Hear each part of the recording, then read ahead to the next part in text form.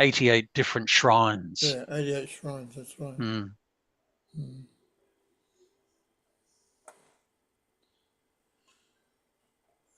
Okay, well, welcome to everybody else. Yes, Malcolm. So three of our speakers, Hamid, Hadif, and Samia, have all studied at University of Queensland.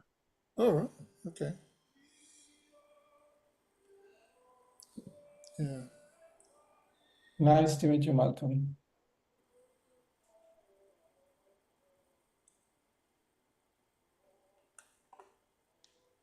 Okay, so people are waiting in the waiting room. We are on live stream. YouTube is working. And Scott admin, do you record? Listen, do we have intermission? Yes. Okay. Thank you. And okay, just in case, once we open the room, all of you have the control as you have, but the audience, they do not have access to camera and microphone. So you can text the admin if you need any assistance during the webinar. We're going to start in a few seconds after the YouTube security checks are open.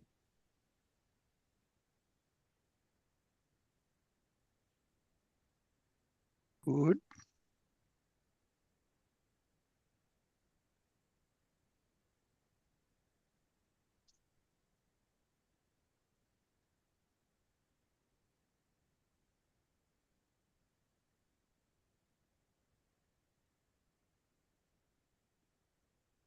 Admin, please open it.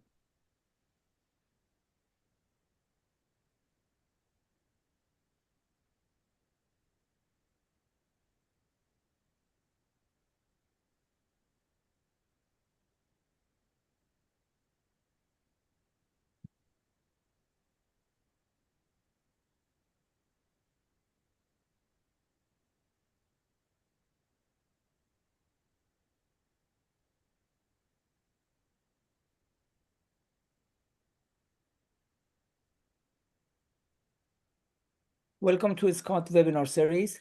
Thank you very much for joining us. If you're with Scott for the first time, we have a very special welcome, and we invite you to follow us and also access the past webinars of Scott. This webinar is one of the main webinar series that we have once a month. We had over 90 webinars in past 3 years. Today's topic is one of very important topics that Scott emphasizes on with local communities and rural tourism in Saudi Arabia, which is a destination that I know that many of you want to know about it more, including the Scott family itself. Without any ado, I'm going to invite the president of Scott, Professor Jafar Jafari, to enlighten us with opening remark. Professor Jafari, the floor is yours.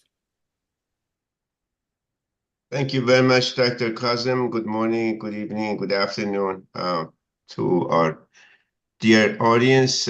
It's a pleasure to be with you. The topic of rural tourism, village tourism, whatever we call them, is always very interesting. It's a topic which is socially, culturally, economically, politically challenging because tourism being a modern activity, it finds its ways to very traditional villages and rural areas that have been detached from modernity. And bringing the two together would be both pain and pleasure. Mistakes can be made because the villages are simple societies with thousands of years of culture, and modernity is just pushed to it through tourism, and that could cause a lot of pain and disequilibrium.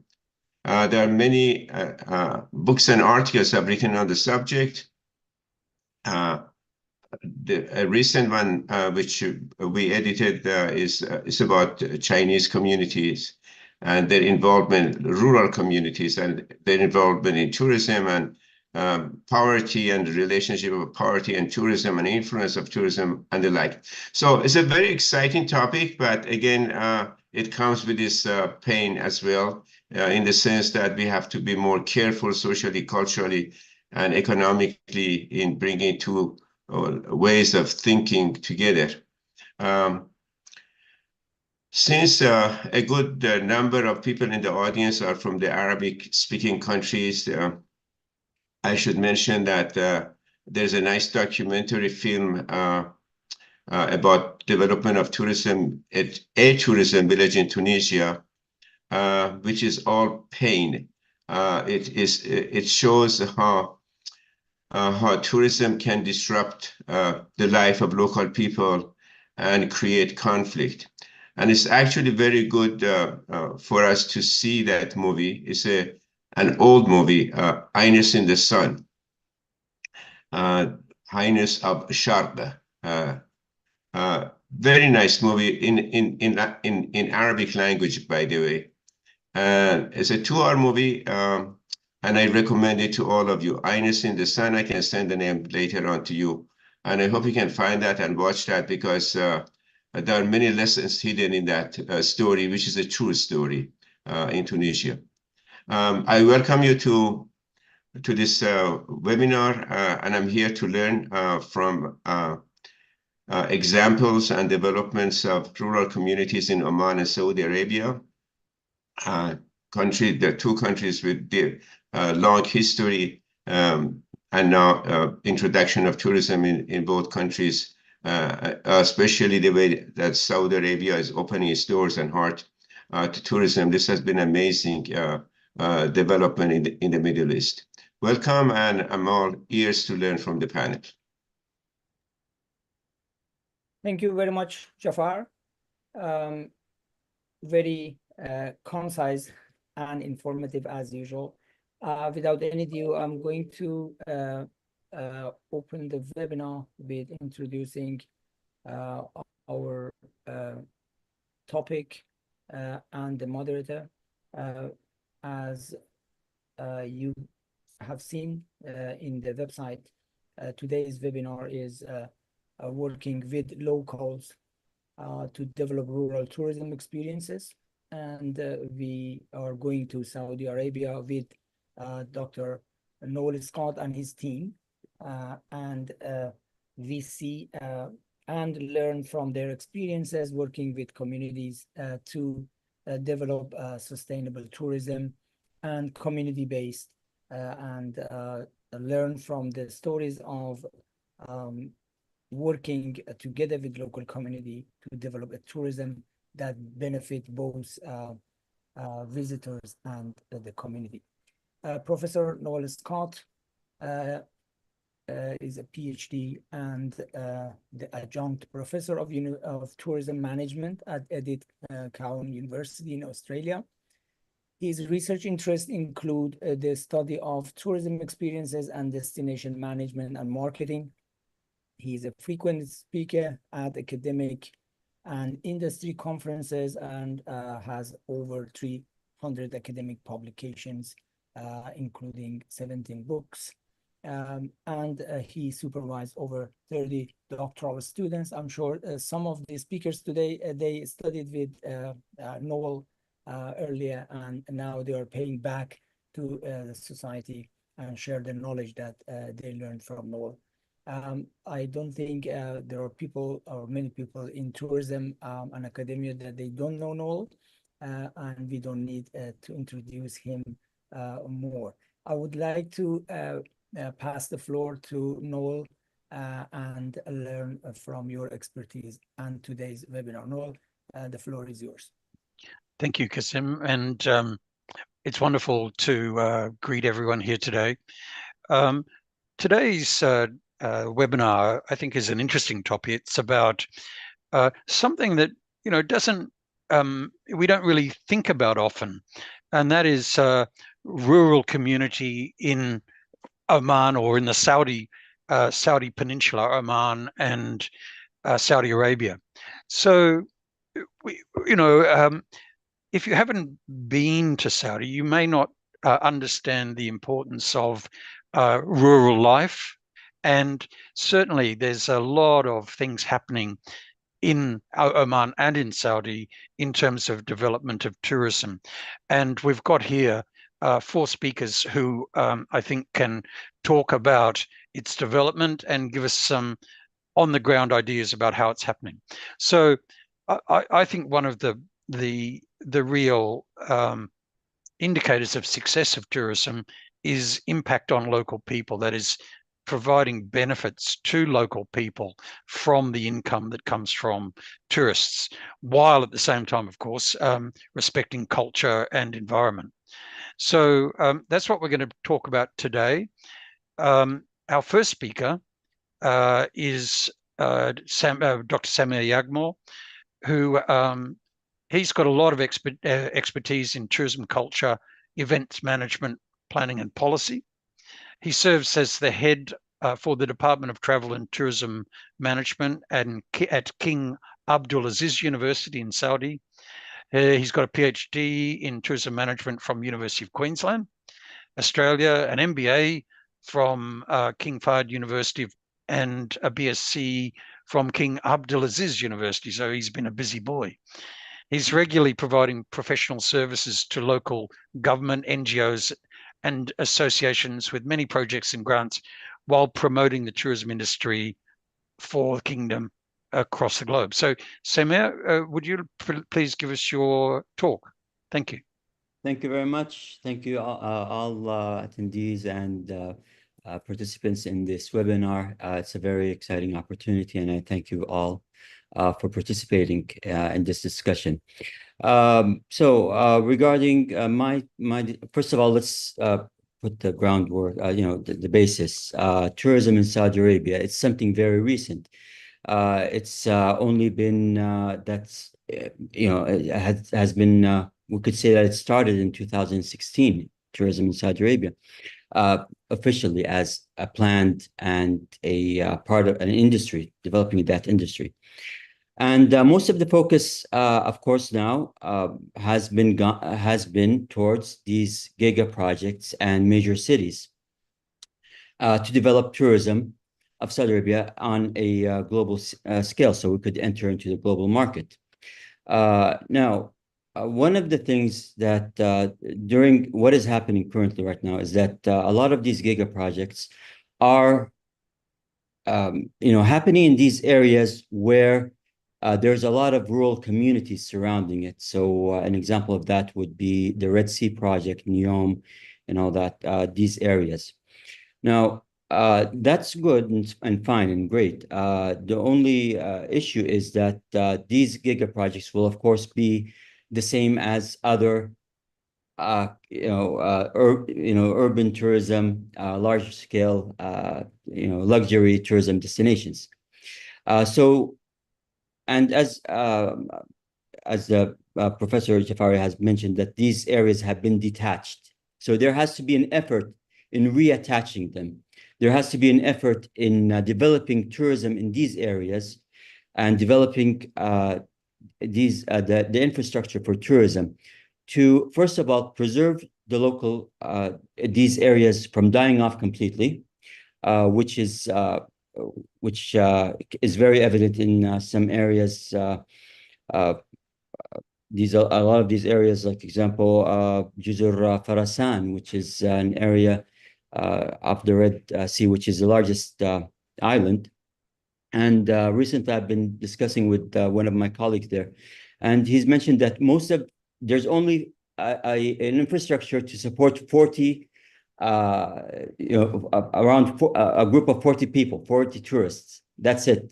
And most of the area, the youth from that area are seeping out, and there's a depopulation that's happening. And that's a case through all these rural areas. Of course, people from these rural areas are looking for better opportunities. And if they don't find them in their location where they are, they'll take the risk, and they don't want to really. I've met a lot with people, and it's very difficult for them to leave their where they've where they've been born and grew up, and where they're where they usually live, and leave to other areas. And they would really love to have those opportunities.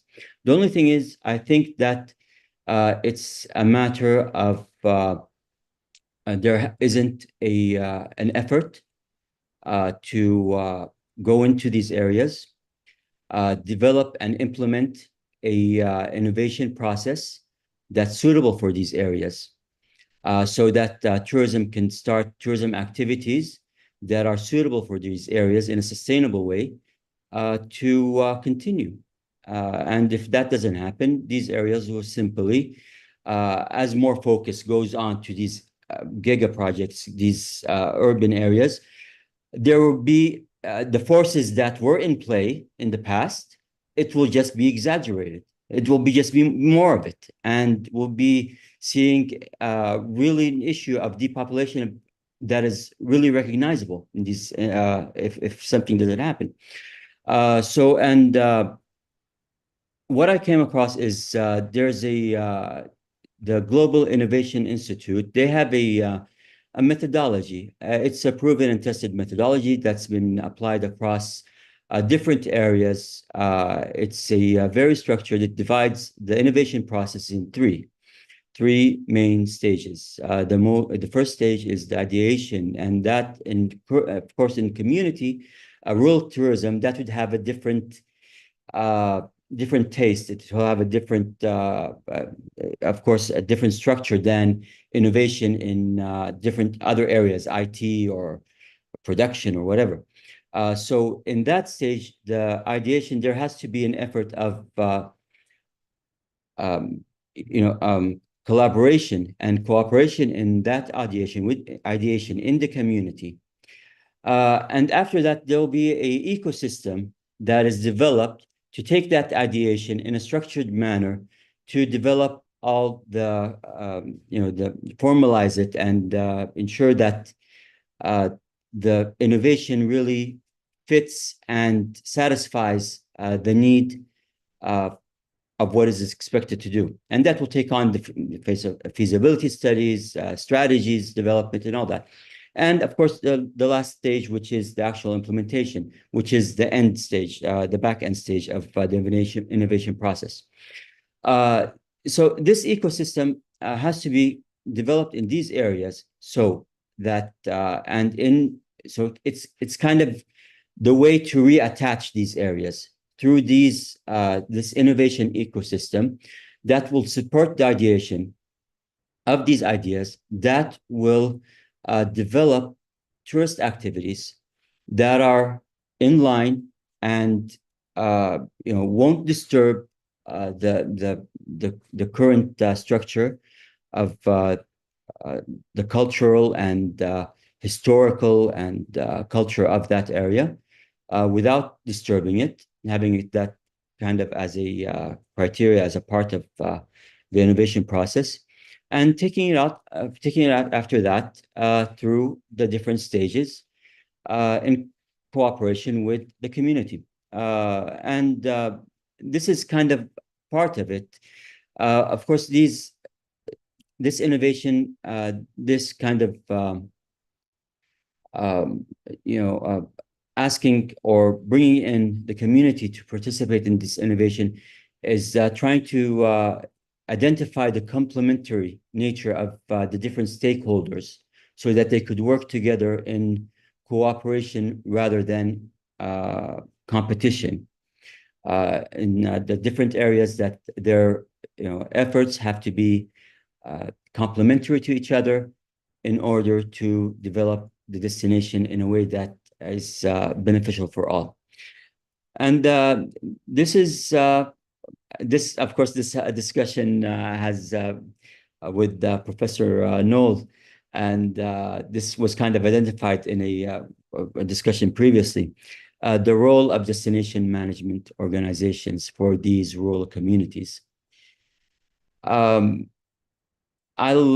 is kind of the brief of my experience in these areas and what I've seen on the actual application and development of rural tourism. And I'm with you for discussion after that. Thank you very much, Professor Noel.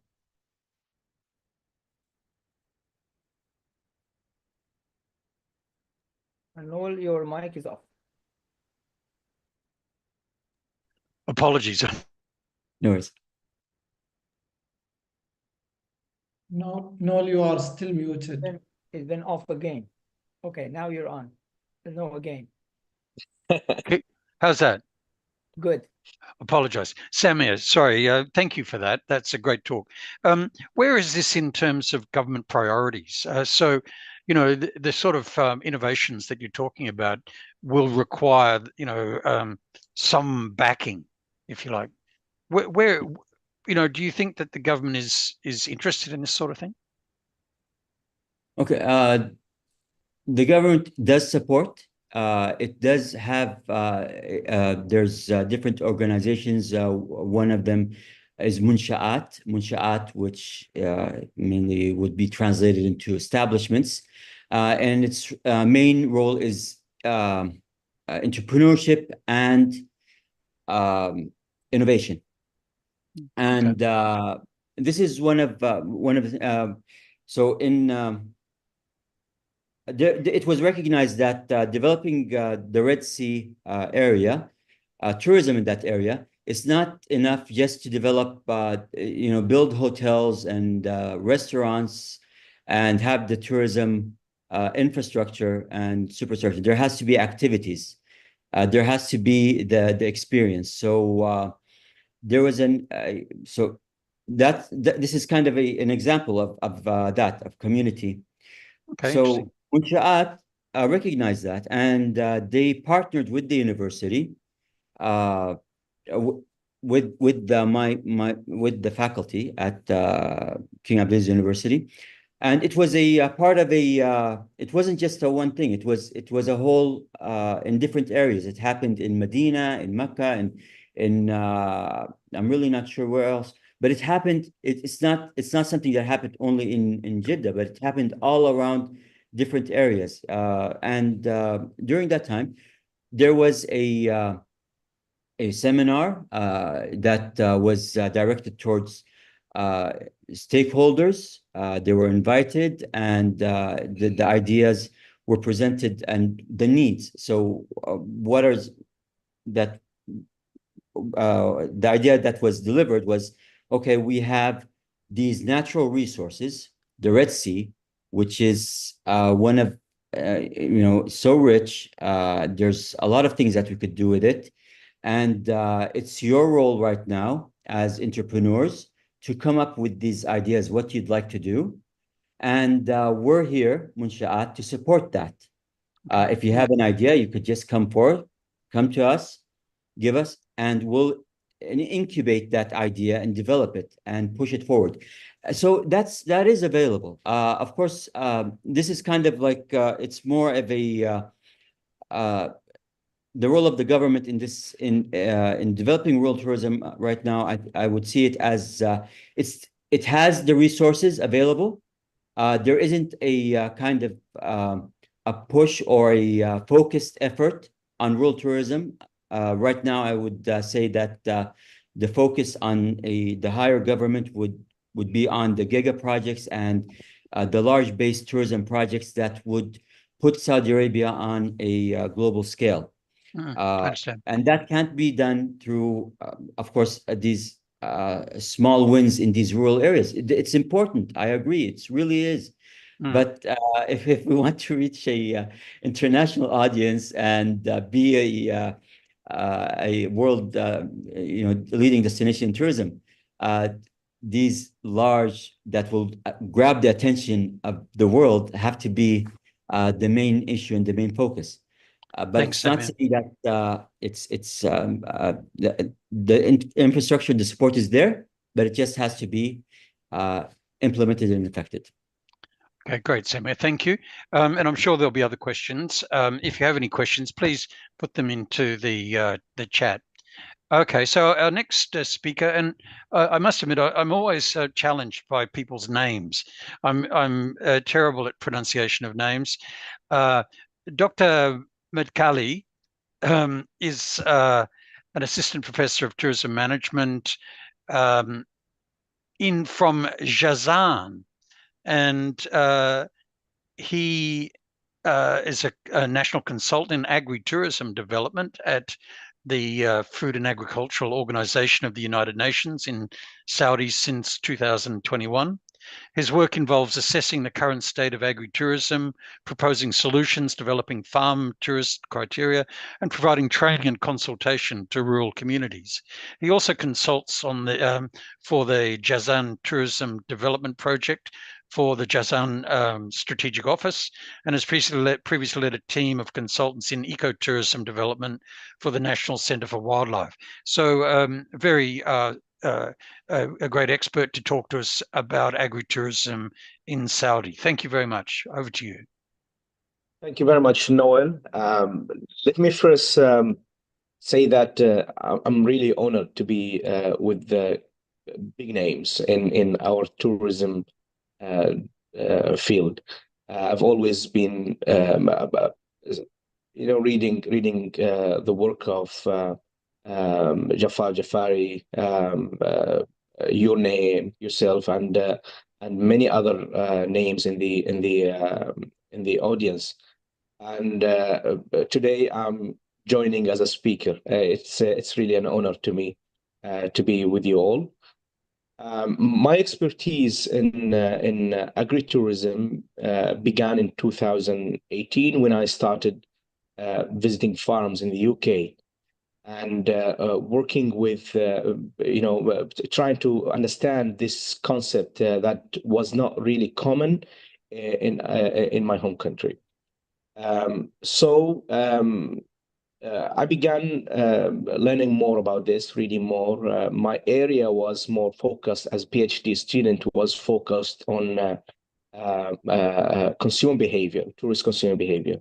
I wasn't really focused on agritourism, but you continue to learn every day. And that when I was introduced to the agritourism and the rural tourism concepts. I was writing about this topic in newspapers. I'm a very active writer in newspapers and op-ed, they call them. And also holding lectures online during the COVID outbreak. It was an opportunity for us to share our knowledge with people. And that when I began to work with FAO and the other organizations focusing on agritourism. So let me say that last night I arrived from Kuwait, and Kuwait it's a very rich country in terms of economy, but is very poor in terms of natural environment. And one of the great examples of agri-tourism is actually located in Kuwait. A farm called Al Buhaira is located in the north part of Kuwait, near the borders with Iraq. And that farm is actually the one that transformed the practice of agritourism in the GCC. Most of the people who have followed or who have developed agritourism in the GCC actually followed the example of Al Buhaira farm. Al Buhaira suffers from seasonality because Kuwait is like an oven during this time of the year. But it's closed at this time of the year, but it's open 6 months of the year, and it's a very good farm. However, the practice there is more transforming into a resort, a rural resort, more than an agritourism. So the people who have been following this farm, they actually have been doing the same mistakes. So in our work with FAO, we began in 2021. Well, it's easy to say 2021. We began as a study of the current state of agritourism in Saudi Arabia. We found multiple farms that have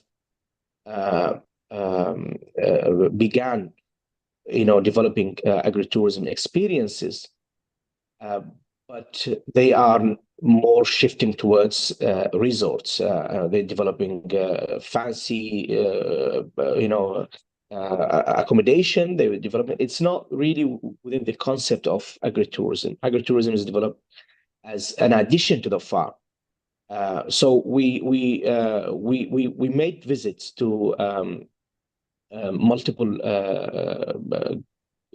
regions within Saudi Arabia: Jazan, Al-Baha,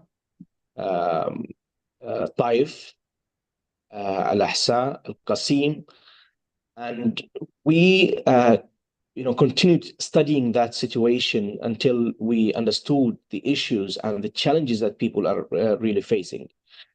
And part of our work was promoting the idea of agritourism.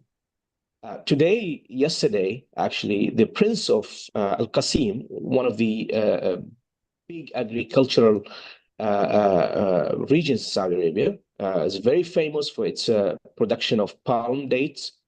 And he actually launched an agritourism award for local farmers who develops the best farms in agritourism. So that's kind of impact that we had on places that we have visited, that people have started to take the idea, to understand it very well, and to the government also began to really like the idea.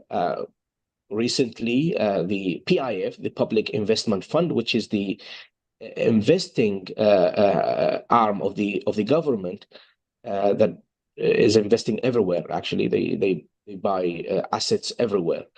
They launched a company specifically dedicated to agritourism, and that company is called Dan Company, and they have reached an agreement with Hilton, I think, last month, to develop rural resorts in Al-Hasa in the eastern side. So this company is investing in agritourism. There are also other organizations that are helping the government and helping the society to develop agritourism. And one of the motives for us to develop agritourism in the country, when we did our study, we found that most farms actually and most farmers suffer. Farming is no longer producing the good money that it used to produce in the past. And this competition coming from Africa, from Europe, from Australia, from many countries that export crops and livestock, they are really affecting the income of farmers in Saudi Arabia. So the society, the government is no longer relying on local farmers. So the idea was to develop a value addition sector for farmers, and we continue to emphasize on value addition, the idea of value addition. It's not a replacement for agriculture. We focus on agritourism as something extra in the farm. We want to protect farms. So we suggested that any farmer that develop buildings and use more than 30% of the farm to develop agritourism activities is not something we prefer. We prefer that 70%, at least 70% of the farm continues to be traditional farming within the farm, and 30% as activities for tourists in the farm. And it has been quite successful since we began that. Yes, many of the farmers they don't really follow this kind of recommendations that we provide to them, but they are really understanding better and better with our training programs and our initiatives that we direct towards them. Farmers also, at the moment, the vast majority of farmers actually they rent their farms to foreign laborers. Foreign labor will pay a certain amount of money a month, and then they or a year they pay the money a rental for the year, and then any outcome or any income that from the farm would go to the operator, not to the owner.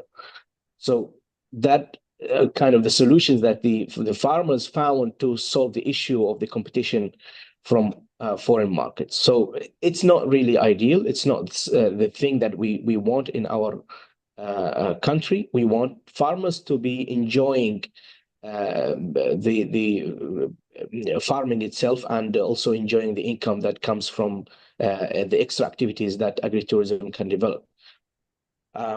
So one of our motives is to support the rural society and eliminate the kind of suffers that they are having at the moment. The government really liked the idea. As I said, they launched the DAN company, but not only that. There is a program that is huge within the Ministry of Water and Agriculture. It's called REEF, and this program is actually focused on REEF is actually a short for sustainable rural development, something like that. Yeah, sustainable rural and agricultural development program. And that program had they have a huge amount of money. They continue investing. They develop farms. They support farmers with equipment and tools that they need to run an agritourism farm. So these farmers have actually benefited from the initiatives that this program is directing, is focusing on. One of the initiatives of this program, actually REEF program, is actually supporting women. In the past, women used to be very active farmers in Saudi Arabia, but as we shifted towards more modern society, women have actually became the least contributor to agriculture. So the government decided to any farm that has a female working in this farm, they will receive a monthly income as a support of these working women in the agriculture. So the farmers now have liked the idea. There is a huge impact that we are seeing already. Some of the areas that we visited in Taif and Al-Hassa. In Al-Hassa, the work was more. People wanted more to, achieve that kind of level that they aspired for before the World Cup in Qatar, because it's in the border with Qatar. But some of the farms, they did have actually, they had some development before the World Cup, and they benefited from the World Cup.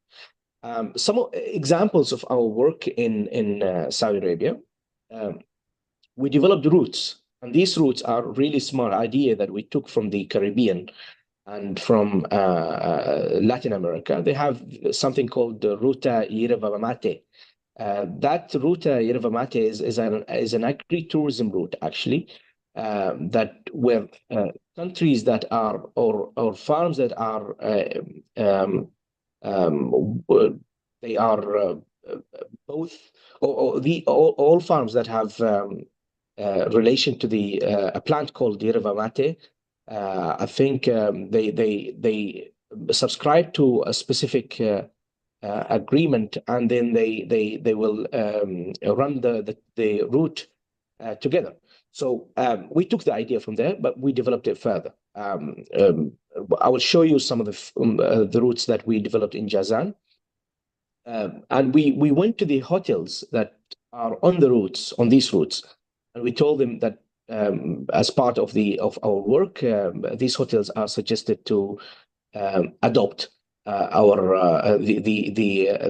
identity of the route. So each route has a different identity, and hotels and businesses who on the route, they are requested to use the identity of the route, and I will explain that in the next slide. Some of our work also included training. This is me training farmers in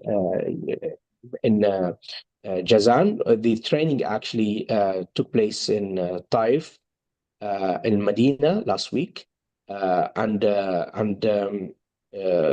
Asir next week. So we very busy training farmers on how to develop agritourism experiences for their visitors. We want them to be practicing the right type of agritourism, not the one that they currently practicing. The cooperatives have a very big role that we highlighted in our work, and mainly because farmers have been away from farming for a long time in Saudi Arabia. They forgot the idea of cooperation between them. So we focus on the cooperatives' role to solve this issue of communication between farmers. One great example in Bisha, in Asir, one of the agritourism operators in Asir, in Bisha, actually agreed with neighbor agritourism operators that they should share, because it's a very small destination. The visitors are actually local to these farms, not from outside the province, and they decided that they should share the market, instead of fighting for small fragments of it.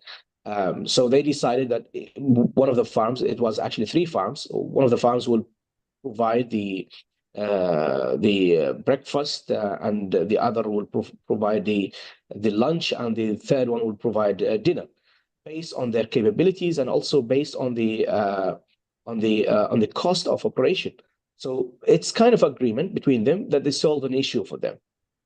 So the cooperatives have a very important role. One of the suggestions that it's actually an issue that we found in our work, that each business within the agritourism industry or sector is to be licensed by a different government body. And that's the issue, because tourism is part of the Ministry of Tourism, agriculture is part of the Ministry of Agriculture, and businesses, restaurants and coffee shops are part of the Ministry of Municipalities, and almost each ministry has something to do with these agritourism farms. So we proposed a single window for the agritourism licensing, because it's growing and it needs attention from the government to establish a government office that can solve this issue of licensing between the different organizations within the country, or different ministries. So we proposed that, and actually it's under process at the Ministry of Agriculture. The main owner of the sector is the Ministry of Agriculture, so it has to be an initiative from them to other ministers. So this is the last slide I have here is an example of the agritourism route that we have in Jazan. It's part of the work for the strategic office. The strategic office is like a royal commission to develop the area. So Jazan is very unique compared to any other region in Saudi Arabia. It's very small and a very condensed, it has the highest population density and compared to the size of it. And also from the mountain to the sea, there's only 100 kilometers drive or 1 hour drive from the mountains to the sea. So it's very, very narrow and very short province in Saudi Arabia. And in each part of it, so this part where you see the red or the orange arrow, this is the mountains, where the mountains are. And in the white part is they call it the plains, okay? And here you have the sea and 120 islands there. So every part is unique. So we decided to adopt 3 identities for these routes. And the mountainous route, we call the coffee route because it's very famous for producing coffee. The best type of Arabica coffee is very expensive one, but it's becoming very, very popular. Almost the same type that produced in Yemen, because the same tribe as actually in Yemen and Saudi Arabia producing the same type of coffee. It's called Khawlani, and it has been recently registered at UNESCO. And so this route, the farmers will be subscribing to the identity of the route or to whatever we agree on, and then they will have certain type of support from the management of this route. In return, they have to use the ideas and the practices that the route is trying to promote. Businesses on the route are requested to adopt the identity of the route. So they for example, if a business a tourism business, so let's say a hotel that is on the route is requested to provide local coffee instead of imported coffee, is requested to provide the design of the interior design, for example, should be of the identity of the place of the route. The white one is actually for the aromatics. It's very famous for growing aromatics.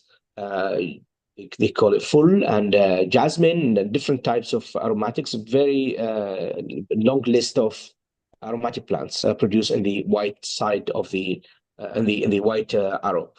And we told the businesses there that okay, the census in the hotel should be adopted from a local aromatic plant.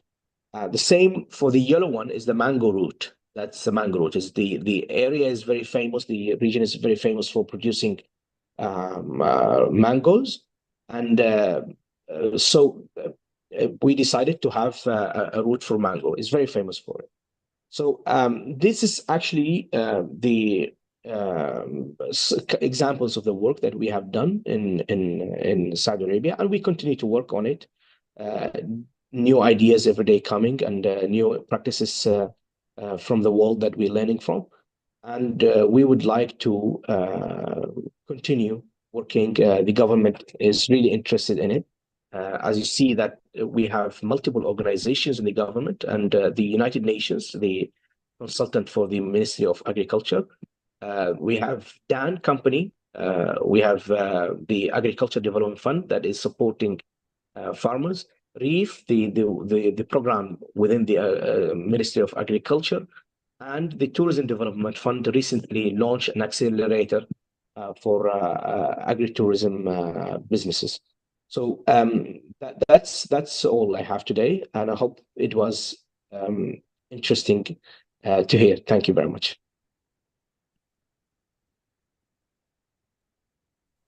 Thank you. A very interesting talk. I'll leave questions to the end if we have time. So thank you. And our next speaker is Hamad Al-Musri. So he's going to talk about a particular town in Oman. Dr. Al-Musri is the Dean of the Oman Tourism College. He started his tourism career as a tour guide, and he's a very good tour guide, I'll say. During his career, he worked in various industries and academic organizations in Oman and has led a number of academic departments. He's also published on various tourism topics and has 2 internationally recognized edited books. Well done. So over to you, Hamad. Thank you, Noel. Can you hear me? I can. Yep. Thank you, and thanks again for the invitation and for wonderful platform for knowledge sharing across the world in tourism. And it's always a pleasure and honor to attend and participate in such platforms. I'll be talking about defining visitor experience for local and international visitors in Muscat Al-Abriyin. It's an old village. It's about 2.5 hours driving from Muscat, which is 1,000 meters above the sea level. The Misfa is a village on a mountain, on a cliff of a mountain. Over the back of the village is the highest mountain in the region. We call it Jebel Shams, the Sun Mountain, and it's very difficult place, but people been living there for more than 1,000 years, and the reason behind that is the water availability. There is a springs there, and Omanis developed the Aflaj irrigation system long time just to counter the difficult environment they are living in the mountain. So people been living there for quite some time, and the name Misfa, it's the place where the winds blows or avoid when passing nearby, and that's the literal translation of what does Misfa mean. And Al-Abriyin comes from the tribe of the people who live there. We will see the progress of tourism development in Misfa in a minute, but in 2021, it was recognized as one of the best tourism village,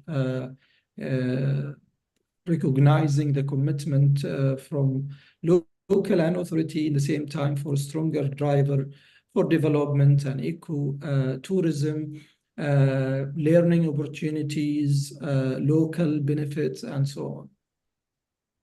So this is a bit of background of Al-Misfa. The picture in the background shows the old houses of Al-Misfa.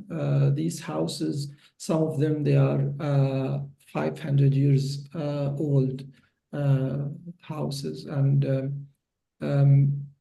some of these houses being transferred or reconstructed to become a heritage inn, and I think this is a topic my colleague Hafid will cover in the next talk. So this is another picture of Al-Misfa, and as you can see, it's in the middle of mountains, but still there is agriculture there, which is pretty much difficult and tough environment, but as I said, because of the spring and the water, people been living there and farming and dealing with and coping with the environment. So what are the main experiential offering in Al-Misfa? it could be divided in three main offering, I would say. Cultural heritage activities, staying in old houses, Heritage Inn. The first one in Oman, the Heritage Inn was developed called Old Misfa House in Misfat Al Abriyin, and one of the Hollywood movies being shot there, by the way. It was sometime in 2011 or 2012, I guess. And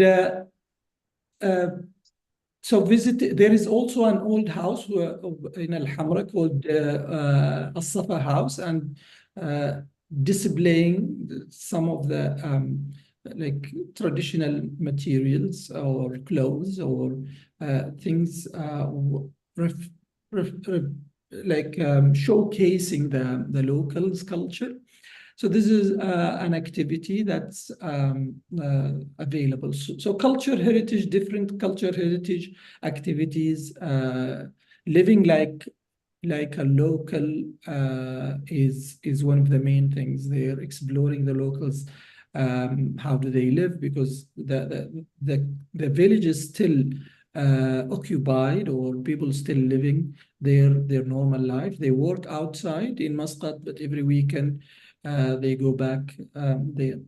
There are ecotourism activities, tours around the village and its agriculture resources.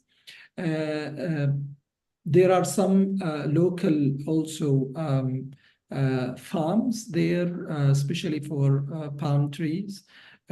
Lime for sometimes, but not anymore. But there are farms that people just wander around and do one-day tours within the Misfa.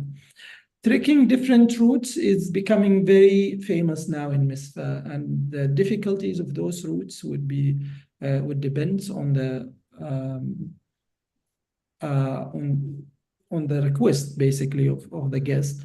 But from supply side perspective, there are different difficult level in terms of trekking routes, and we will see some of those later on. Some of those routes actually developed in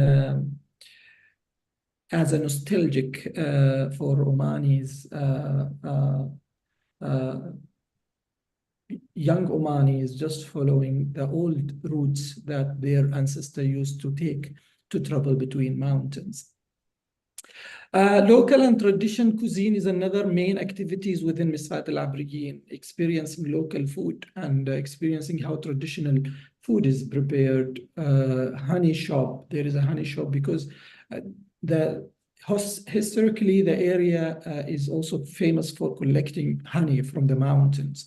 So these are generally the main activities within the Misfat. So at the first, the village attracted international visitors for its typography and unique culture heritage offering. Beit al-Safa was one of the earliest places, and this as early as 20 years ago. Around 20 years ago, yeah. And then there was an attempt by the government to renovate those old houses, but it wasn't successful in the early of 2000. And then Old Misfa House comes at a later stage in 2011, and basically local identify the opportunities, and they saw the interest by international visitors who come to the region, and the awe in their eyes and how they enjoy wandering around and seeing the culture. So the first Heritage Inn was developed at this town.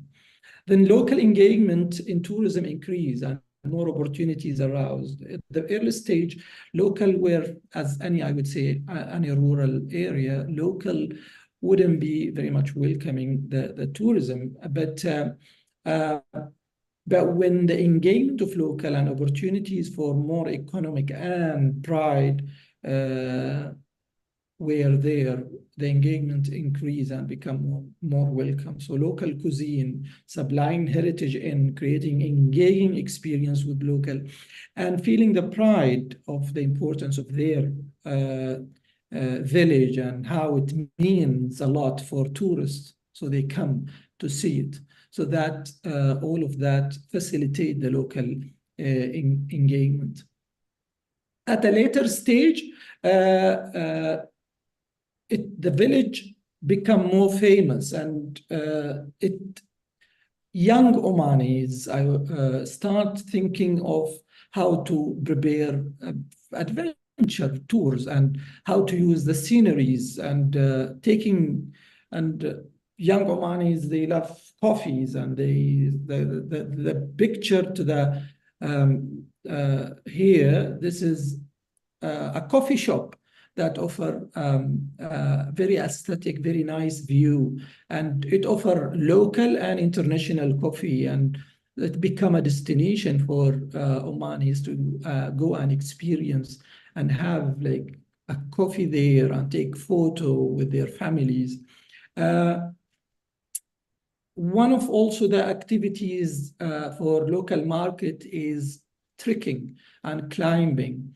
But trekking is more, it's become very much famous, and the old ancient route between villages, between Muscat al-Abriyin and other villages, it become popular, and young Omanis start exploring those routes, and they organize exploration tours actually until now. There are some well-established route, for example, between Muscat al-Abriyin and Jebel Shams, which is it takes around more than 12 hours walking.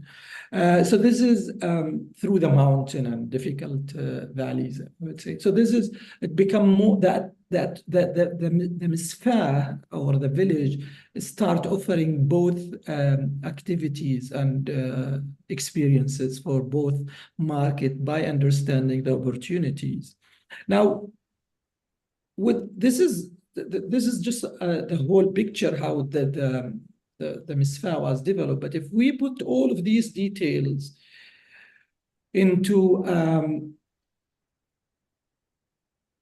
more timeline perspective, we can see how early in 2000, when the first Ministry of Tourism was established 2004 in Oman, but tourism was also governed by the Ministry of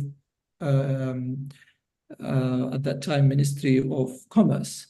And so early 2000 till 2010, the village being explored and day trippers increasing. It was included in, we used to take tourists there for just to have a look, wander around and come back. Beit al-Safa was opened in Al-Hamra at that time, which gave an access to Muscat al-Abriyin. But in 2011 till 2015, opportunities being identified by local, although the authorities and government were trying to push for some ideas early stage, they couldn't. They couldn't, and it has to wait till the local themselves identify those opportunities. So they established the heritage, and it wasn't an easy task for the local at that time, and even the owner faced difficulty actually to do that. In 2016 till current, experiential offering is increasing, where more experiences being offered for locals and for international. They go to Muscat al-Abriyin and they enjoy, live like a local. They enjoy the exploration. But for Omanis, when they go there, they enjoy being connected with their heritage and their ancestors, and that's where the old route actually came. So it's more like nostalgic experiences. In terms of product development for Muscat Al Abriyin, if we look at it from early 2000 till now, we can see there is a shift from tangible, which is the sceneries and the cultural tangible products, move to more aesthetic experience, adventure, connecting with the past for local, but still for international, it's that exploration, that understanding the others, that's and enjoying the sceneries of Al-Misfah. If we want to look at the most common area for rural tourism and how it can be reflected on when I say most issues with the rural tourism, which is resistance. In early 2000, resistance was high in Muscat Al Abriyin, and the role of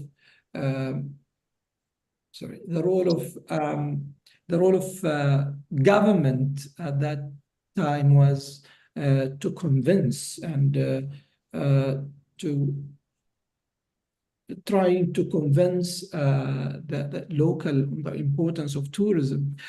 As tourism flourish in Muscat Al Abriyin and become a destination, and benefits are there, different type of benefits, social culture benefits, the resistance decrease, and the role of tourism authority become more of regulating the supply side. At the early stage, it was supporting and was convincing the importance of tourism. Now it's more about regulating which house should be converted to Heritage Inn. What's the regulation need to be put there? So that's a development, I would say, in how local tourism see see tourism as a potential industry for them as an income and also as a meaning. Competency and meanings in early 2000, and I think it's still the competency are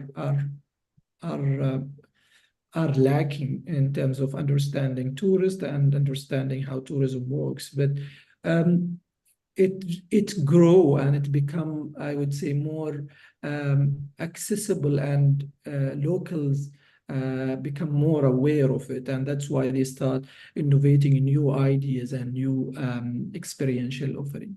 So I think that's just to give an idea about how the experience of Muscat Al Abriyin, and thank you for joining today. Wonderful, Hamid. Thank you. It's a wonderful village, and I'm glad that things are progressing. And okay, so let's move on to our next speaker, or our last speaker, Hafid, who's going to talk about a similar sort of region of Oman. So Hafid Al-Riyami is an assistant professor at the tourism department at Sultan Qaboos University in Oman. He holds a doctorate in tourism management from UQ Business School, the University of Queensland, Australia. Prior to joining academia, he gained national and international experience in the tourism and hospitality industry. He has several publications. He's one of the co-authors of Tourism in the Arab World. It's a book. His research interests include sustainable tourism development, tourist behavior, Arab Muslim tourism, tourism experience, and risk-taking behavior. So, Hafid, please. Thank you. Thank you very much, Noel, and thank you, Kazim and Jaffa, for actually creating this platform for sharing information and knowledge. So today I'm going to talk about heritage and experiences in Oman. So before talking about this one, I start to talk about how the tourism started in Oman. It actually started in 1990s, and this is why Oman is considered to be as a new emerging tourism destination in the Middle East as well as in the world. And so the aim of creating and developing tourism actually to diversify the economy as well as decreasing the reliance on oil and gas industry, as well as conserve the environment, culture, and developing local communities. At the beginning, once the tourism started to develop, the number of tourists until 2000 were almost less than a million, and the contribution of tourism was almost less than 1% to the GDP. However, after the development of tourism strategy and establishment of tourism ministry, number of tourists has increased. Last year, for instance, we have more than 4 million tourists visited Oman, and the contribution to the GDP is still quite low, but it's promising, inshallah, in the future. And also we have the National Tourism Strategy 2040, and the main purpose of this strategy is to increase the promotion and development of investment in tourism. The aim actually to increase the contribution of tourism to the GDP to almost more than 5%, and we are aiming actually to get 11 million tourists by 2040. This is actually low compared to other neighbor countries, but still good for Oman. As well as this tourism strategy also aim to create a lot of jobs for local Omanis. So they're expecting that almost 500,000 jobs will be created by 2040 from the tourism and hospitality industry. So the main focus actually of the tourism in Oman is more on the ecotourism and adventure tourism, culture and heritage tourism, which is going to focus on, as well as nowadays they are focusing also on luxury and well-being tourism. When it comes to culture and heritage tourism, as you know, we have tangible cultural heritage as well as intangible cultural heritage. Oman is famous for hundreds of forts and castles. We have also many old villages and towns, and also we have a lot of tangible artifacts that the tourists can see in Oman. When it comes to the intangible cultural heritage, we have tradition, ritual, and customs, and this is actually tourists normally when they visit Oman, they see the real Oman. They can live the real tradition. They can see the real Omanis and what they do, the real tradition in Oman when they visit the town, they visit the places in Oman. So Oman has also many sites which has been listed in the UNESCO, as well as we have also many elements which has been also listed in the UNESCO Intangible Cultural Heritage List. Among this one is the tradition of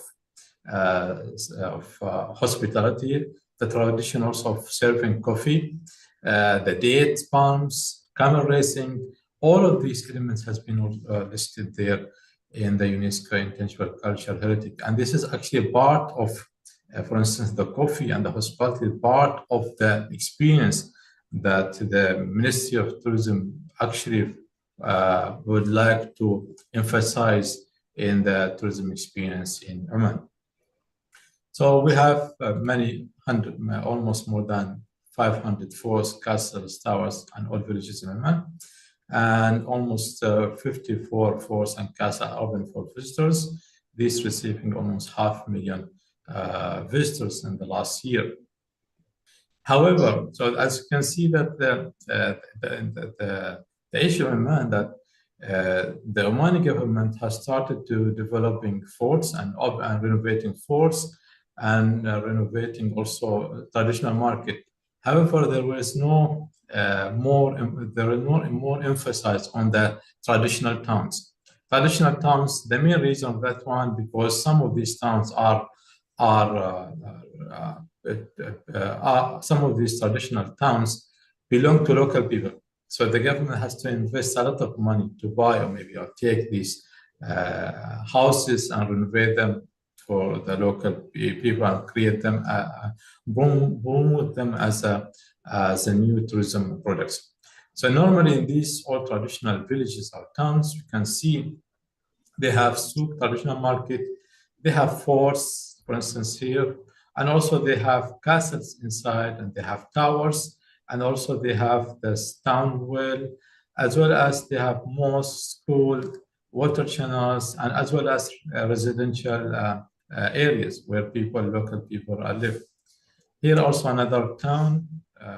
This is in Adam. You can see almost the same structure. Also, there is another town here. You can see to some extent the same. This is in Izki, in one of the interior city in Oman. And also they have towers, but you can see the residential area, it's demolished. You can see no one is living there. And these need a lot of money to renovate them and reconstruct them again, and also create them as a tourism products. And this is, as I said, it's required a lot of investments, and the government maybe might not invest on this one at this stage because this is owned by local people. And what happened actually, and this is also another example, you can see this is example of another old town in Oman, and this is also Al Hamra. This is also another old town. These old towns actually are one of the main tourism attractions, but tourists, once they go there, they just take picture, walk around, and they don't spend enough money there. So actually there is no economic benefits for the local people from these villages. And this is, you can see the structure of these villages or residential area. They are built by mud and straws. And this is, most of them actually fall after the rain. And I'm going to focus on one of these old town. This is located in the interior region of Oman. It's called Nazwa. Nazwa is considered to be the capital, one of the capital town of the interior region. It was also one of the capital city it was one of the capital of Oman. It's almost 90 minutes drive from Muscat, the capital. It is considered to be the center of agriculture, trade, religion, education, and arts for 1,000 years. It has also one of the oldest mosques in Oman. And also it has one of the largest water channel or village, which has been also listed in the UNESCO. So one of the main attractions in this town is the fort, which has been also renovated in 1993, as well as in 2010, as well as the souk, the traditional market. And this souk is actually famous for its Friday market, and many tourists visit this souk on Friday. For the cattle market, they want to see how this cattle market is done in this city, and this is to some extent the same as hundreds of years. So the same tradition of how locals sell cattle in such a town. Okay, so the forts has been renovated as well as the souk has been renovated, but the residential area has not been renovated. So the local people left these houses. They left these houses because it's hard to renovate them and cost them money. And another thing is actually actually renovating this one is costly, and staying in these old houses also is unsafe because in any day maybe these houses will fall down. And also in the past actually there was no electricity, no sewage facilities, no water facilities in such houses. And also the houses are small. The houses are small, so it might not fit families. And also you can see sometimes it's hard for car to go inside this town or this village. Therefore, many people left these houses and left them there. And you can see some of them just fall down. Here are some of these houses also fall down. And also this town, actually, the Al-Aqar village, it's considered one of the main villages in Oman. And also many many religious leaders were living actually in this city, but because of the difficulty to renovate them, as well as it's cost them money, as well as because of the people wanted actually to stay in other part of the city, which is more convenient for them, more facilities, easy to get access to electricity, as well as get access to other facilities. So they left these houses. Okay, so they left these houses, and then the tourists were not able even to go and visit these towns, all villages, because they were unsafe. They were unsafe, so people might visit the city, visit the fort, visit the souk, the traditional market, but maybe they are afraid to go inside the town, or afraid to go to inside the village because it's not safe. They may be, and also they might not know the way to move from one area to another area. So what happened actually after the success of the Misfa old house in Misfat Abril, which the example that my friend, my brother Hamid has mentioned, local people here in Oman, local people in Nizwa, they started thinking the same concept. Why don't we also do the same thing that other people done in Misfat? So as I said, they started as a locally owned investment company. So they created investment company because alone they cannot create it. They cannot take the risk to renovate this house. So they created a local owned investment company. People started to invest in this company and started to renovate some of these houses.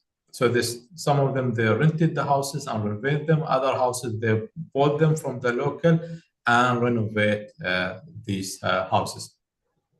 So this is the example demonstration of the old town of Nizwa. So all of these, this is the fort, and here is the souk, and here are the old houses. At the beginning, they started with the Heritage Inn, and also there's another inn here. Two investment companies, they started to renovate these houses and then open them for tourists. After this example, actually, local people see the success of this one, and they started to copy them.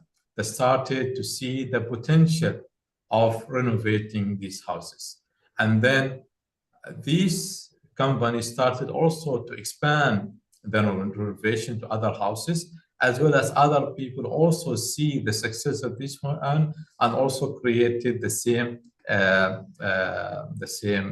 renovate their own houses. So this is the example of the beginning. So this is the Heritage Inn. So this is the example of the old houses that has been transferred to Heritage Inn. And this is inside. This is the rooms. And from the tourist perspective, these actually houses considered to be provide a tourist as authentic experience to see what local how the local used to live in Oman, as well as my friend Hamid said, is so the tourists can live the life of local people, as well as to see how the life used to be in the past, as well as living in this old town is just make them access to the fort as well as to the souk. So the old village is actually has a nice location. So normally the people rate the location of the town, of the village or the Heritage Inn as the best location because they can see the real Nizwa. They can live the real traditional way of the tradition. They can see the tradition of Nizwa. They can live and they can meet and they can see also the real atmosphere of all traditional town in Oman. And also, this is, I think all of you know this guy. This is inside one of these Heritage Inn, and Noel actually he lived actually in two of these Heritage Inn during his last visit in Oman. Or from the local perspective and the resident perspective, the local actually were supporting. They thought this new heritage inn actually created a life to their old town. They created a life and also brought a lot of facility to them, and also they bring their memories to their childhood as well as their parents' childhood, and also the most interesting thing because of the tourism actually a source of inflation. In the past, the cost of these houses were almost very cheap, but after locals see this development and know the potential of these villages, the price of these houses has increased more than 100%, and people nowadays not even wanted to sell their houses. I have pictures actually to show you about the real development of the town. So this is I don't know if you can see this one. Can you see this is? Can you see this one? So you can see this is the fort. No, I can't see it yet. Okay. So then let me show it in the. Okay, I show it to you. So you can see here. You can see here. This is the fort. Okay, and this is the souk. This is where's the start, and these were just nothing. People were not able to go there. But after the start of this one, Antique Inn and Heritage Inn here, this city became alive. So after the renovation of these two, encourage others to renovate their houses. Also encourage others to open coffee shop. So we have 3 coffee shops here.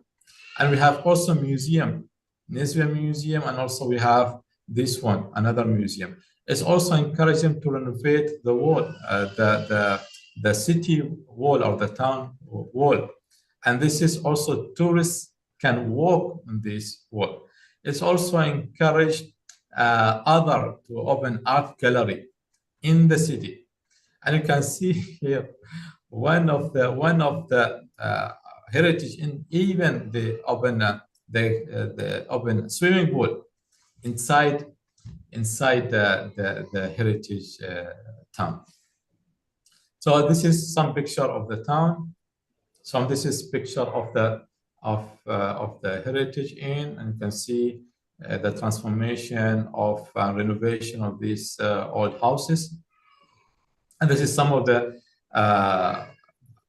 tourism experience products. So here's one coffee shop, and also tourists can do tours with using these electric cars, and also some of the coffee shop inside the village.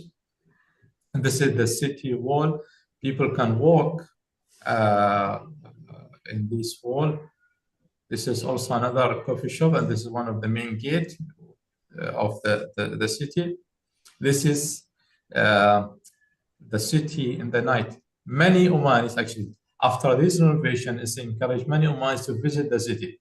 And now the visitors of this village is more than the visitor of the fort in terms from Omanis.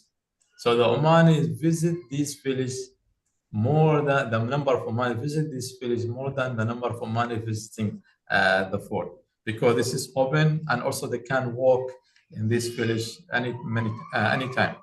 And also another things, during the Eid, the holidays, a lot of crowd actually Omanis visiting this town. And this is also during Ramadan, a lot of activities will happen inside this city. So this renovation of old village of this Muscat as well as Nizwa, and also renovation of these old houses has encouraged other cities and towns in Oman to open heritage inn and convert their old houses to either coffee shop or maybe as a house or as a hotel. So as you can see here, if you search in booking.com, you can see a lot of heritage inn are available there in Oman. It started from here, from Misfa and Nazwa. Now it's also in Al Hamra, Izki, Manah, Nakhal, and other, even in Salala. Even my hometown in Wad al Ma'awal, now they started also to have heritage inn. And also my brother, when they also were considered, is it a good investment to change our old house to a heritage inn? But actually the problem is it doesn't have a nice location next to a port and other, so we can invest. And also converting it to a heritage inn, it requires a lot of investment. So at this moment, maybe it's a risk investment at this stage at the moment. But actually, this one has encouraged a lot of towns, a lot of local people in different areas to work together, to cooperate with each other, to open and also create a life for their old traditional town. Thank you again for joining us. Thanks, Hafid. Wonderful. I really like the idea that this preservation trend has sort of really started to develop. Thank you. Okay, so we've had our 4 speakers. Kazem, how would you like to handle it now? Actually, we went longer than expected. So just to let the audience we have just 1 minute cultural break. We are going to see a video and come back with the panel discussion.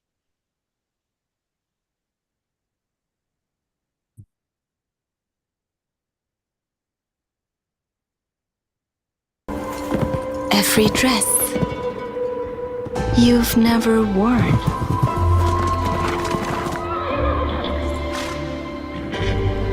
Every breath you've never taken. Every story you've never heard. Every thrill you've never had. Every dish you've never tasted. Every beat you've never felt. Every welcome you've never known. Welcome to a journey you've never imagined. Welcome to Arabia, Saudi.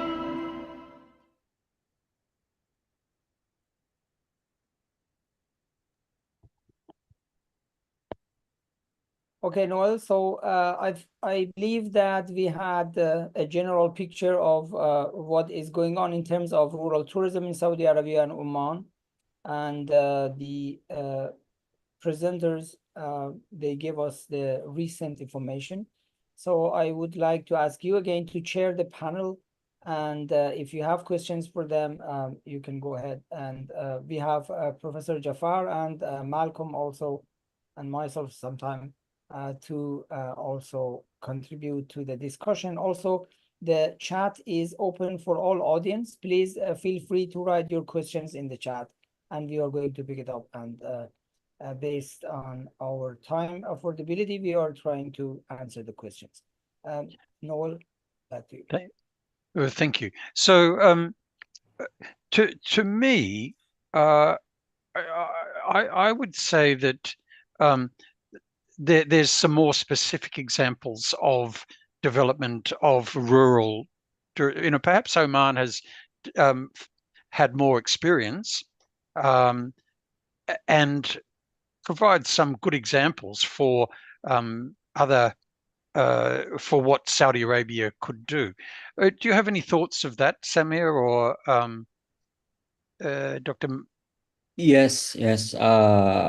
Regarding Al-Ula, which would be a case of successful rural tourism development, there was an emphasis on developing tourism in Al-Ula, which is a rural area, which was it was detached. There was a lot of depopulation that was happening, and through the efforts from developing the Royal Commission, and it started out. There was a UNWI. There were a number of efforts. One of them was, which was the UNWIT WIN, which had a group of experts from all around the world. With the local experts, I was very honored to be one of them. And we went to Al Ula and developed a framework for tourism development, and it progressed very well. There was the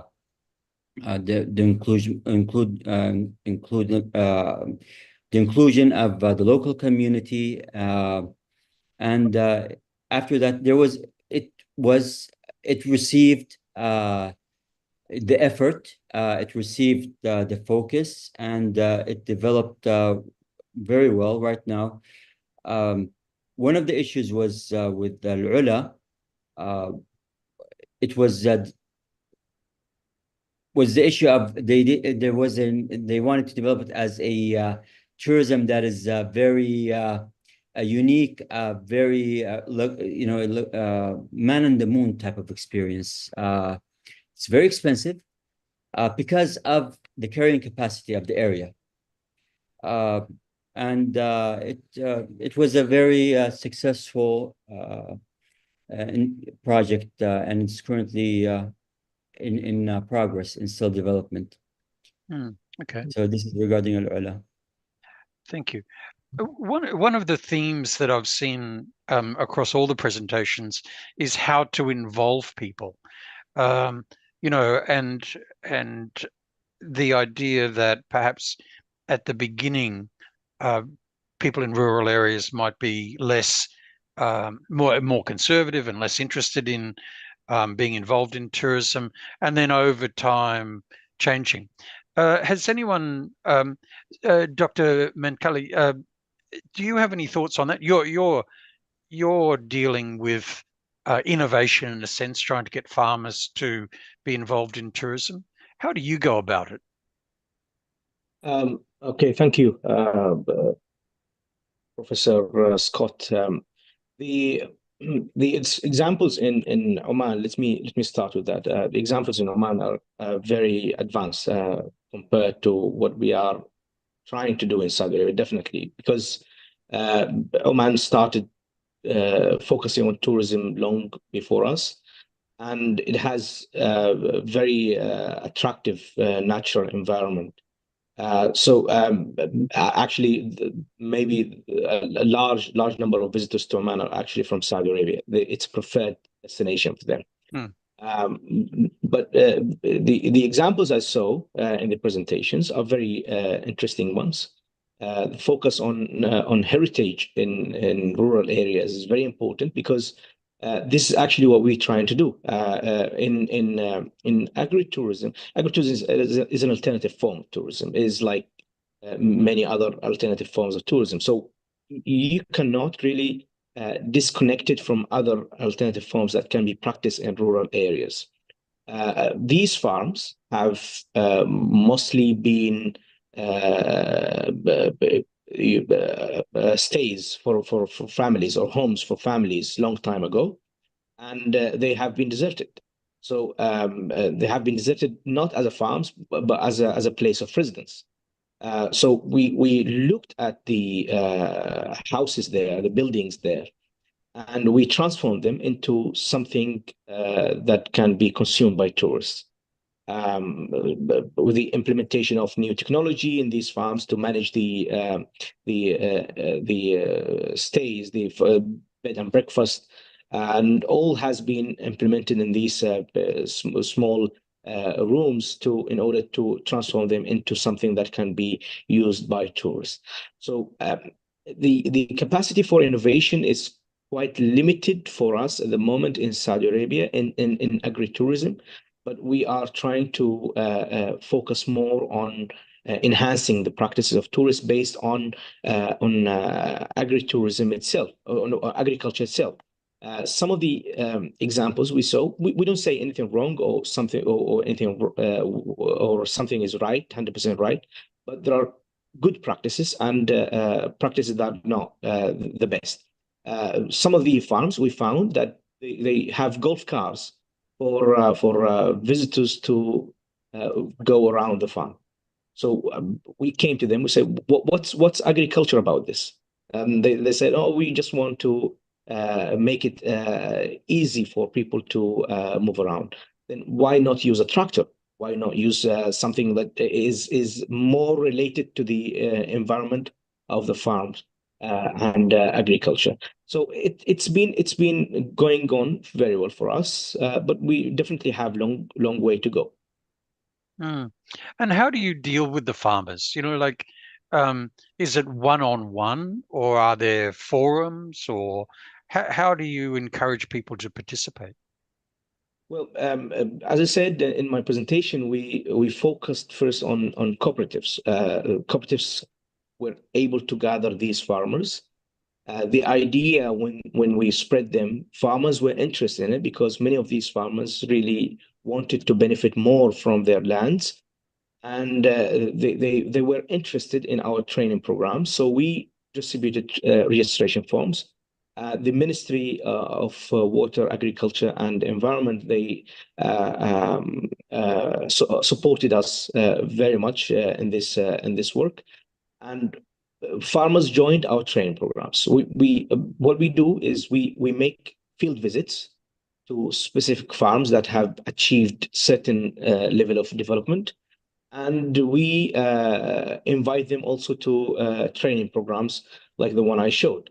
The training program last week when we did our training program in Medina, I was shocked because some of the attendees were actually the participants were actually millionaires. They are very famous palm dates growers, and they actually make millions. They showed us some balance sheet of their income or income statement of their farms, and they do have that kind of huge income from the farms, but they're seeking more.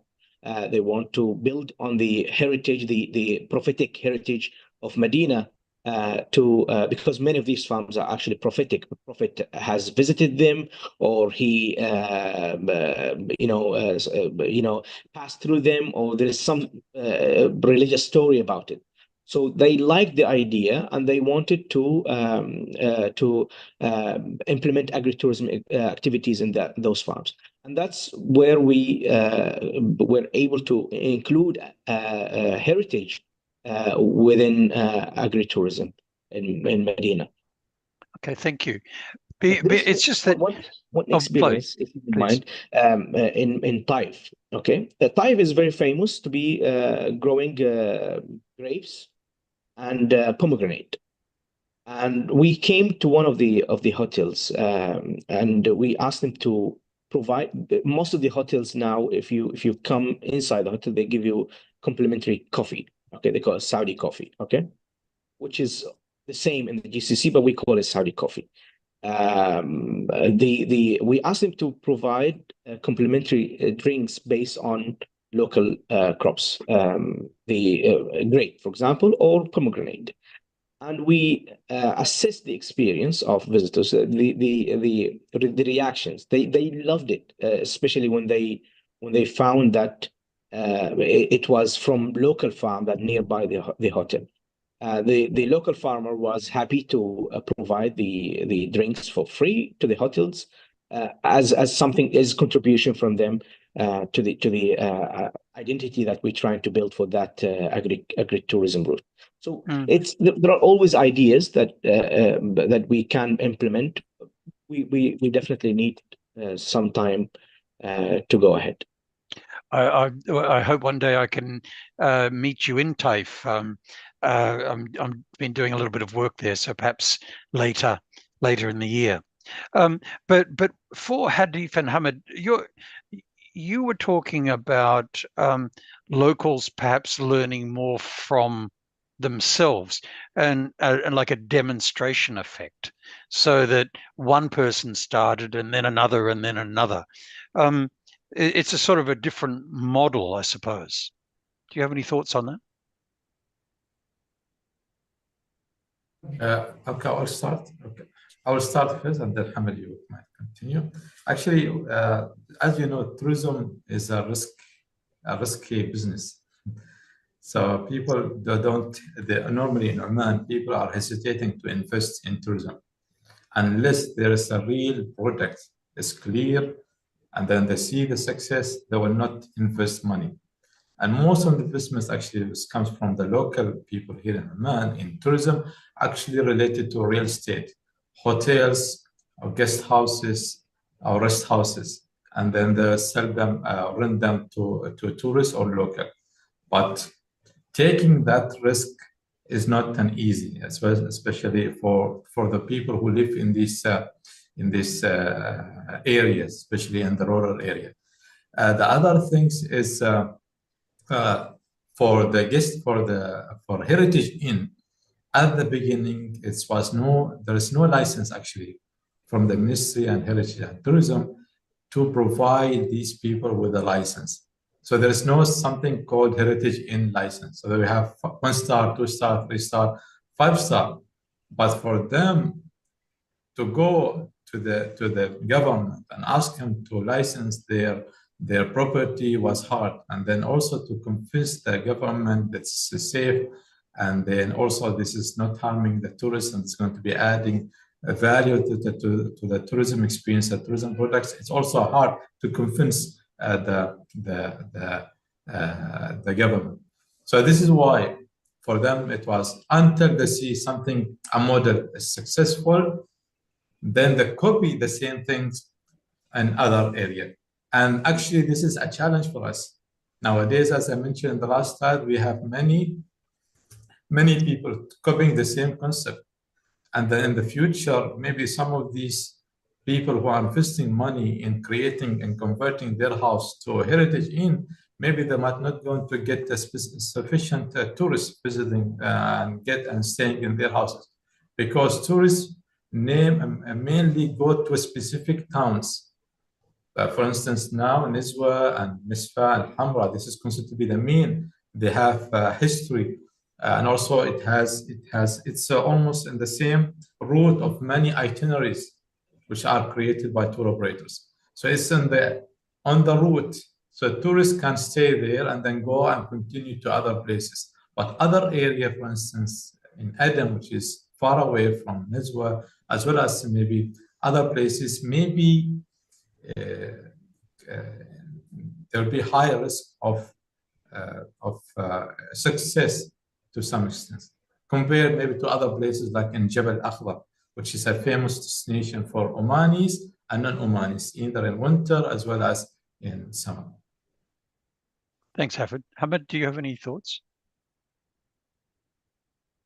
I think just to build on what Hafid says, that the demonstrator or the effect of copying is there, as you mentioned, Noel, and it has two sides. One is the positive side, and one is the negative side. The negative side is everybody is copying, and it become the same concept, repetitive. But the positive side of it, when it happened across the villages, and this is what's happening now. So the experience of, although the project, the first transformation of an old house happened in Muscat al-Abriyin, the best example or that experience was transferred to Nizwa, and what Hafid talked about it, and then it was a complete experience in Nizwa through the local development company. So Nizwa people, what they did, they form a company and they put money. They offer locals to put shares and to get shares in that company. And that company start to develop the whole area and look at the area as from macro perspective, rather than just one houses and another houses. And that's where there is now that walking trail, which enable everybody to enjoy. So this is a development of the idea, or the positive side of copying the same ideas. And others start learning from this experience, and they start sharing the same experience in another town here in Al-Batina, for example, which is the north of Oman, how this town could benefit from Nizwa's experience. But I think the challenge that locals will face in GCC in general, and in Oman in particular, is to become more innovative and to design the experience to avoid copying the ideas rather than just copying, and probably it's better to copy the approach. So try to understand how the products or the experience being developed, rather than just do another old house or another heritage inn to stay in. I think that's where the challenge will lies for most of rural tourism here in this. That is true, and that is another theme that comes through all four. It's about innovation in some way. So I will ask. I've got one question, but then I wanted to go to Jafar and Kazim and perhaps Malcolm, because it would be interesting to get your comments about how. I mean, you've been through a number of these presentations now, and you've seen community development and tourism in many countries. It'd be interesting to see your thoughts about how Saudi might be similar or different to other countries. But before I do that, I have a question from Rajan, who is from India, and he's asked the question. He's saying that he wants to develop agritourism based around agricultural activities, harvesting, sowing, and so on, which only occur 3 to 4 months of the year. So he's trying to work out how, and I've been sort of conversing with him and saying, well, there are other things to do, but he seems caught up in this idea that he should only be focusing on the agriculture, and that other activities, traditional crafts, can be offered by competitors such as guest houses. How does that work for? Does anyone have any comments on that? India, rural tourism in farms particularly, how do they compete when they're only farming perhaps 3 or 4 months a year? Any thoughts? Yes, please. Okay. I just would like to comment on the issue of seasonality. This is something that we cannot avoid, especially in agritourism. Farms, they don't produce the entire year. They have specific seasons for production, but seasonality is not an issue for us anymore now in terms of attracting visitors. We can attract multiple segments of tourists for different activities. So having a single activity in a farm is not going to make the farm profitable for its owners. But having multiple activities based on the same crop or multiple crops is very important. So these farms need to diversify their activities actually for diverse segment of visitors. The same issue we have it here in Saudi Arabia. Almost Taif is very famous for producing rose, Damascena rose, and that rose is only produced in a single month. I think from 10th October to 10th November. That's when it's produced, or some time around there. So they only have 1 month to produce. And these farms, they rely on their activities and their production, everything on these roses. But what should I do? That was a question that they asked me when I was doing the training for them. I said, well, you cannot produce rose outside the season, right? They said, yes. And then that's something you have to bear in mind. So what kind of other activities that you can develop from the rose or from other crops that can be associated with the rose? And many of them brought different ideas on how they can extend the tourism season for them, focusing on children, for example, riding horses in the farm, milking goats, and all these kind of activities. So we did market segmentation for these farms, and we tried to develop different activities for each segment. So each activity can be practiced in a different time of the year that can extend the tourism season. So you cannot change the nature. The nature is a nature. But we can definitely play with the market and try to attract more visitors of different interests to the farm. Wonderful, thank you. Kazim, I think you had a comment. Thank you very much, Noel. And I see that the discussion has just started. It can be going on and on, but we are reaching 2 hours, and I feel that our audience might need to leave. So before that, I want to, and before I pass it on to Professor Jafar and Malcolm for any comments, as I learned from the general panel and the presenters, especially from Saudi Arabia, they emphasized on the authenticity. Farmers are not tourism operators or tourism entrepreneurs. They are farmers.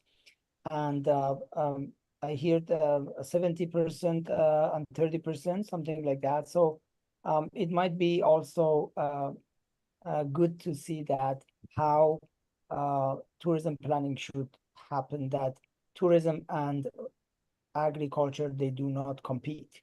Maybe a low season in agriculture can be full occupation for time for tourism, and vice versa. Or also maybe a volunteer type of tourism can even help with agriculture, or doing, let's say, thinking of agricultural lifestyle as a tourism product, or experience traditional agri lifestyle as a tourism product can also, it not necessarily means that tourism competes with agriculture, but it might be a complementary livelihood.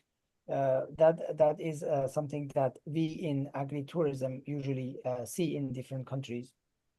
And also I would, because we are going to have, for sure, we are going to have Noel and your team again to invite you for further discussions. Maybe we can also look more into the detail of activities that is designed in Saudi Arabia, for example, because we believe that you have a special climate, special natural resources, and so on, that, for example, in Japan, we cannot find a piece of land without vegetations. And if for Japanese tourists, you don't need to do anything to attract people to the natural environment. No, the mountains as they are attractive. So also I want to know more of challenges in rural tourism development in Saudi and of course Oman. Let's say cultural or social challenges or economic challenges, technical challenges, because especially in case of Oman, I heard a lot of good stories on revitalization, redevelopment of the old structures for tourism, but if you create traditional inns, of course, it brings accommodation and some attraction, but at the same time, you need to develop a human resource. You need to develop the marketing, and you have to bring the other requirements of tourism development that we know you have this information, but we couldn't maybe emphasize on this today. So, and also a general picture of what proportion of the tourism revenue or tourism benefit is going back to protection and to the redevelopment of the houses itself. Because if the price goes up, maybe it kicks the residents out of their residential area because they cannot afford keeping their own land. I know in some countries, if the price of some agri product is so high, the farmers stop eating their own production because they can sell it much more and they can buy imported food. So it has been the case that people just were pushed out of their place if tourism bring development and a quick development as and due to the time limit, I want to ask Professor Jafar to bring more insight into it as a conclusion, and then we give it to Malcolm as the reporter to report it at the end. Jafar, the floor is yours.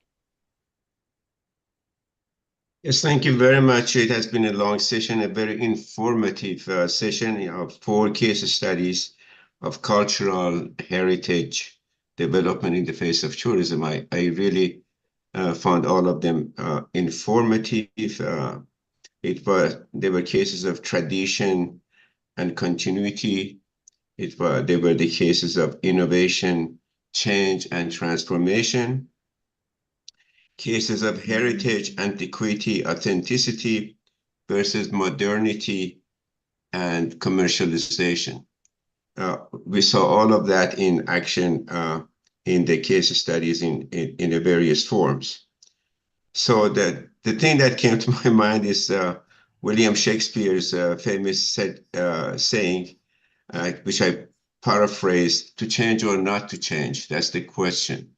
So I wonder to what extent we are evaluating the changes that we are creating biotourism. It's the question of how to change and at what speed. Speed is very, very important. Some societies, some villages, some rural communities can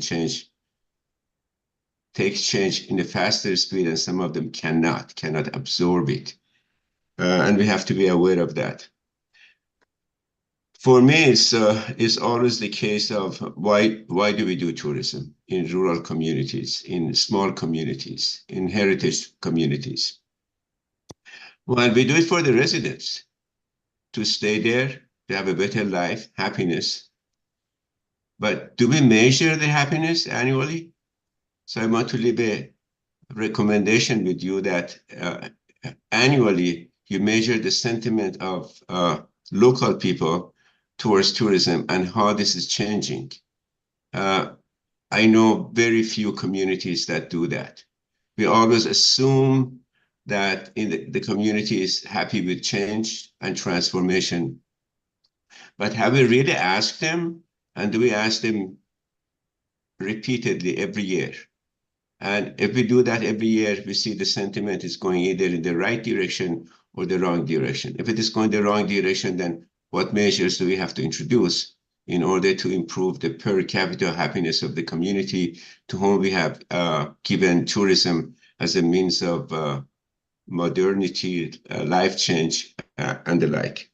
So I hope this measure of measuring sentiment of residents annually would be and other tasks that these communities would adopt, come up with a budget for it, and have a comparative analysis across the years. And I think that the learning is going to be very important. Thank you very much. Thanks, Jafar. Thank you, Jafar. Malcolm? Hi, can you hear me? Good? Yes, yes. Okay, thank you very much, all of your panelists, and Noel, for a very informative and critical discussion. I don't want to add a lot more. In fact, it's all been discussed. What I'd like to say is that what you did in this presentation was to demonstrate the immense potential of rural communities, wherever they are, in terms of development. Some of the key challenges are basically that administrative divisions within responsibilities, which was one of the points that was made earlier, can be quite critical. And the idea that we do with these webinars is to show how these divides might be overcome. Okay, so thank you very much for the experience. I learned a lot more about how the economies are developed, how and where they actually are, and I'll be traveling to the region. See you there. Excellent. Thank you. And just as a final point, it might be interesting for some of the participants, some of the speakers, to think about another seminar or webinar. So, these things are wonderful. So you might be talking to Kazim about organizing your own seminar. I think that there's a lot of interesting stuff going on in Saudi and in Oman and other countries where you could usefully tie into this global network. Sure, Thank you, sure. Noel. Yeah, sure. Yes, and yes, as Noel mentioned, the demand for your region, the information that we need to know is very high. We really want to know, and maybe if we have the next one, we can focus on specific topics like activity design, for example. We want to know how local farmers in Saudi Arabia and Oman, they do outdoor activities, and we have similar cases here. And then comparing these, it gives us ideas and also attractions. So it can benefit both academia, we have university students also here in the panel, and at the same time the industry people and farmers who want to know more about how they can develop a type of tourism that benefit the community. I see some of the panelists are working with United Nations Food and Agriculture Organization. I would like to suggest to have a look at the concept of agricultural heritage, which is somehow similar and very different with the UNESCO heritage sites designation. So we can also look at the agriculture or traditional agriculture as a system that the traditional knowledge of local farmer, the culture and the value of social and institutional capital in the village level, the agro-biodiversity, the landscape, all can be considered as a tourism capital. And this agri-heritage itself as an attraction can be utilized and bring more diversified livelihood for rural areas. Thank you very much again. I would like to emphasize at the end that we have all these SCOT webinars that are 90 plus in a video channel on YouTube. My colleagues, they sent the SCOT YouTube information on the chat. You can watch the similar discussions and webinars from other parts of the world.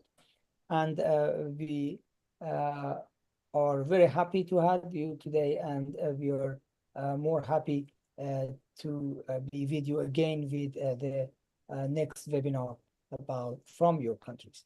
Thank you again, and I would like to have a group photo with all speakers, and I'm going to ask my colleagues to open the video function, and asking all the audience to turn on your cameras if you wish to have a group photo of Scott webinar volume 60. So please turn on your cameras.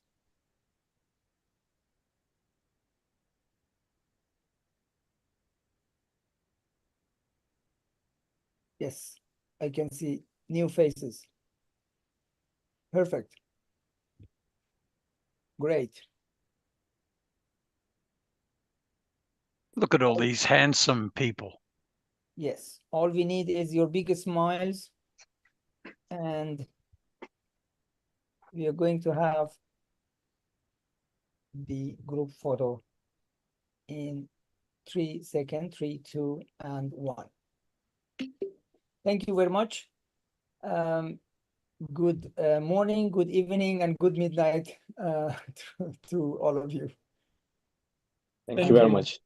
Thank you. Bye-bye. Thank you for Thank you. engineering this wonderful panel. Thanks, and thanks, Kazim. Thanks, Jafar. Thanks, Mel. Thank you.